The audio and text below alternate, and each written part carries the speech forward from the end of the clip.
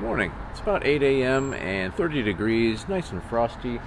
This is just a quick update. After daylight saving time, I'm outside in the morning instead of the evening. It's comfortably chilly out.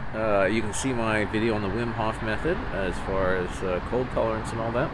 It's helped with my symptoms, especially the pressurized breath holds. A number of mental tasks have gotten just a little bit easier. It's been easier to put the dishes away lately, which has been great. My sound sensitivity is getting a little bit better too. I'm more robust against sudden noises than I used to be. I'm still bothered by repeating sounds like motors or something that's just knocking over and over. But I do have more endurance with that. So I'm hopeful for continued recovery. It's interesting being out here in the morning because I have to make sure I go inside by a certain time so the light doesn't get too bright. There's some flowers kind of in the distance back there on some of those trees. Those are the first flowers I've seen outdoors, not through a window, for 2 or 3 years. For about a year and a half, I had basically lived in a submarine. Every window was blocked off. And a lot of times I couldn't tell if there was a winter storm or a bright sunny day out.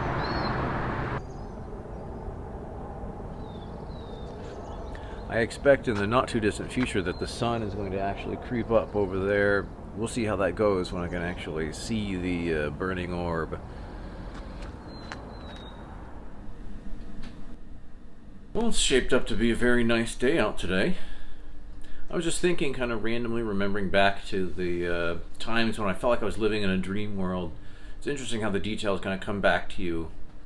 Remember, I was almost unable to communicate for a while, really difficult to carry on a conversation, even in text message, which I did a lot because it was easier than speaking. It would take me a really long time to find the words for that even. And I was so kind of locked in, I never would have been able to make a video like this or really communicate how I was doing, come up with the wording to even describe what was going on. Just a reminder of how far I've come, and hopefully that's a story of hope for anyone listening.